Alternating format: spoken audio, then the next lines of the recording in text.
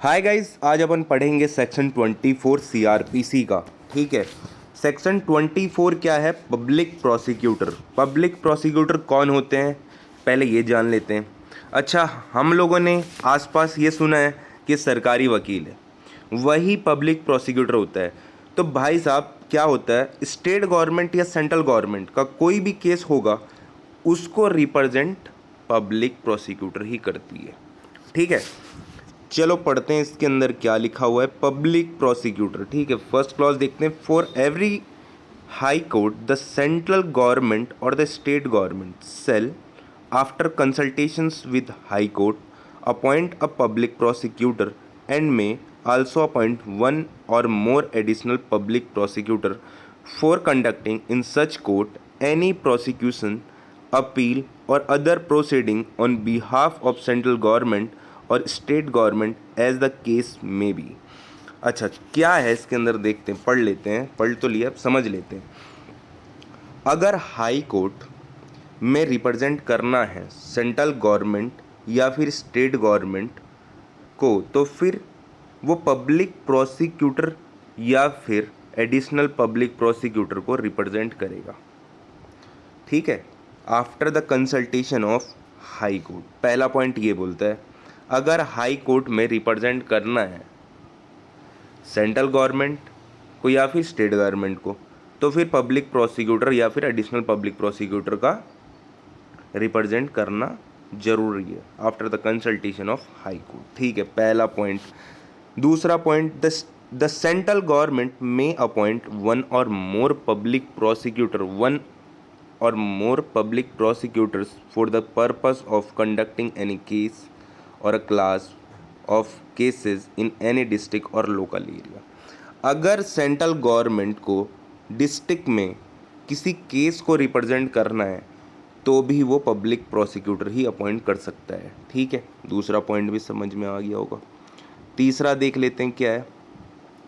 For every district, the state government shall appoint a public prosecutor and may also appoint one or more additional public prosecutors for the district, provided that the public prosecutor or additional public prosecutor appointed for one district may be appointed also to be a public prosecutor or additional public prosecutor as the case may be for the other district. ठीक है, अगर state government को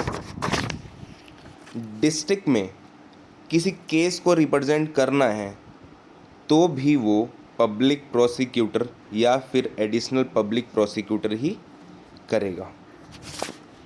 ठीक है, समझ में आ रहा है कि नहीं आ रहा है भाई साहब? आ रहा है तो ठीक है।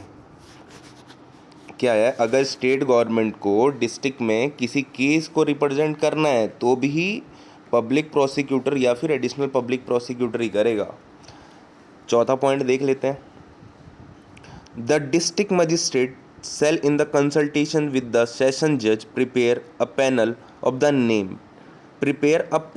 The name underline of a persons who are in the option fit to be appointed as a public prosecutor और additional public prosecutor for the district. तो डीएम साहब जो होते हैं वो कंसल्टेशन ऑफ सेशन जज एक पैनल तैयार करते हैं। डीएम साहब एक लिस्ट तैयार करते हैं अपने हिसाब से कि मेरे हिसाब से ये वकील ठीक है। वही जो वो तैयार करते हैं लिस्ट, उन्हीं में से पब्लिक प्रोसिक्यूटर और एडिशनल पब्लिक प्रोसिक्यूटर बनता है। ठीक है, यही लिखा गया है चौथे पॉइंट में। पांचवा देख लेते हैं।